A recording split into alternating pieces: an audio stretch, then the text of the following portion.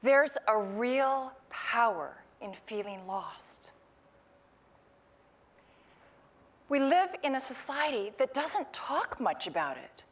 In fact, we do our best to avoid talking about it when we feel lost. We shield ourselves the way we do on a plane when seated next to someone sneezing. You know what I mean. Except in this case, our shield is a fragile veneer. We say stuff like, I'm okay, I know what I'm doing, when in fact, we lay awake at night riddled with anxiety, trying to find our way. We live in a world bloated with information, yet starved for wisdom, trying to find our way. We're connected 24/7, yet loneliness is at an all-time high. We are trying to find our way. If we allow ourselves to feel lost, if we give ourselves permission, there is a raw, unadulterated, gnawing, stomach-churning, heart-pounding power that will push us, like intense labor, toward a vast horizon.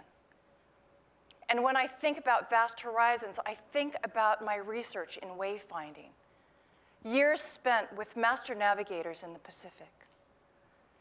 I think about their wisdom, and I wonder how that wisdom can be applied to our modern world, to the global challenges we face. As we drift across uncertain seas, the application of wayfinding makes perfect sense. And then I think about how their wisdom can be applied on a personal level, and this is what I want to share with you. For centuries, there have been cultures throughout the world that have navigated by the rising and the setting of stars, the patterns of waves on the sand and in the oceans. This science, which synthesizes seemingly unrelated bits of data, is what's known as wayfinding.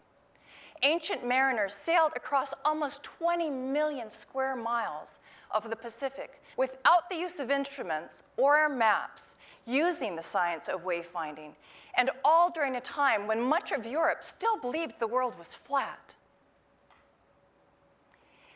There are cultures still that understand the importance of feeling lost.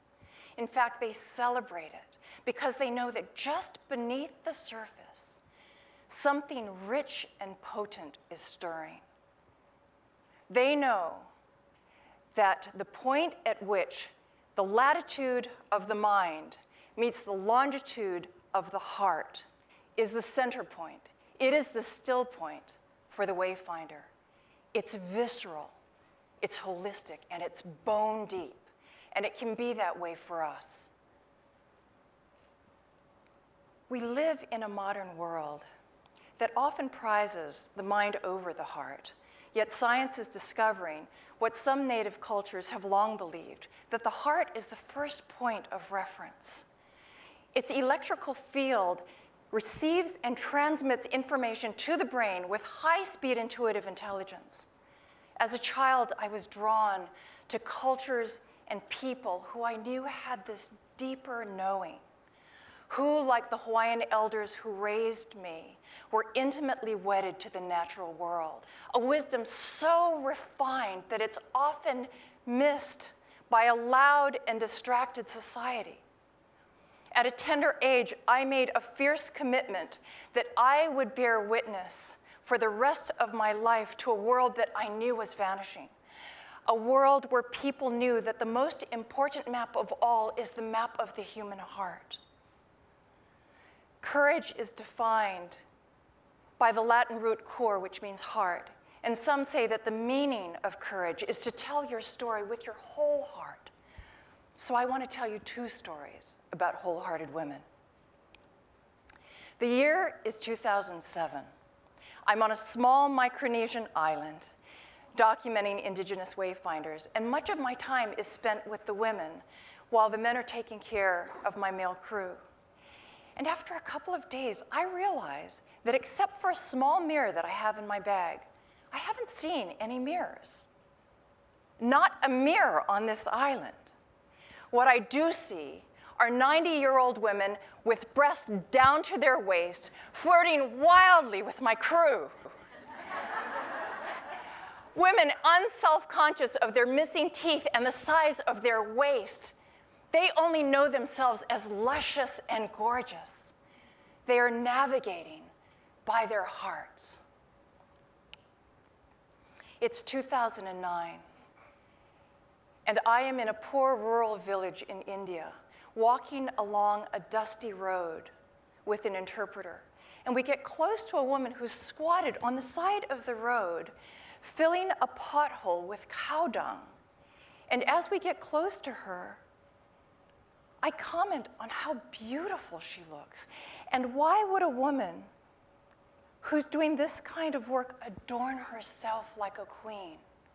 And without hesitation, she looks up and says to the interpreter in her dialect, "I dress for the divine."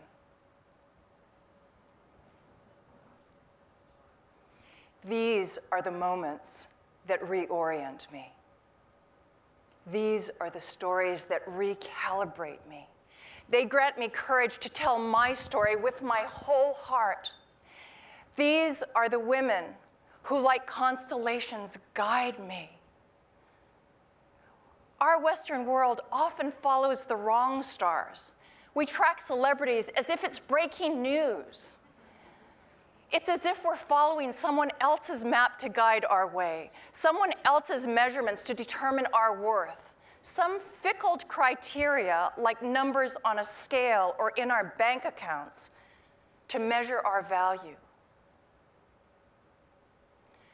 We're being sold a lifestyle when what we want most is a life. This is where wayfinding is paramount, because it will guide you again and again to your true course if you are willing to trust the map of your heart. You don't have to travel to faraway places to discover what's rare and valuable. The greatest expedition you will ever make is to this final frontier. Feeling lost can be powerful medicine, because it loosens and frees what we believe ourselves to be, so that what emerges is who we really are. And until we are true to ourselves, we offer the world nothing more than a pale imitation of what we might have been. And none of us, not one of us, is here for that. Each time I look into the face of an elder, wayfinders all, I remember who I am. And who I am can never be lost, because within me, as within all of us, is the most sophisticated guidance system ever. All we have to do is remember.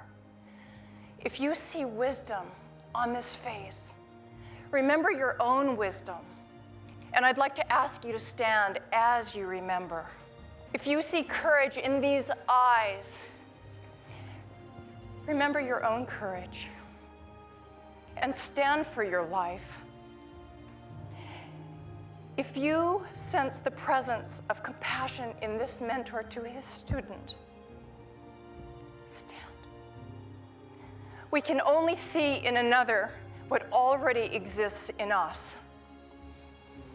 You are the wayfinders. You are the wise ones. You, all of you, are the ones that we have been waiting for.